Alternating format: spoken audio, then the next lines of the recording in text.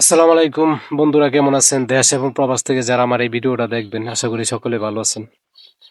ঈদ আমাদের মাঝ থেকে চলে গেল আজকে মোটামুটি 3 দিনই।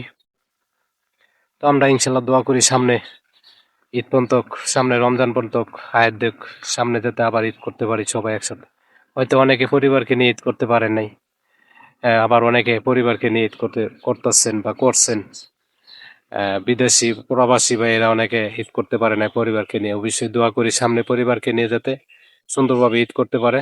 অনেক চাকরিজীবী আছে ভাইয়েরা, দেশে যারা ঢাকা থাকে, গ্রাম থেকে দেখা গেল অনেকে ঈদের আগের দিন রাত্রে গেছে, বাড়িতে ঈদ করে আবার আইসা পড়ছে, পরিবারের সাথে ঠিক মতো সময় দিতে পারে না। তাদের জন্য দোয়া রইল, কারণ সবকিছুই পেটটার জন্য, জীবন জীবিকার জন্য। তো সবাইকে অনেক অনেক ধন্যবাদ। সামনে আবার রমজান পর্যন্ত যাতে হায়াত দেয়, সবাইকে ধন্যবাদ।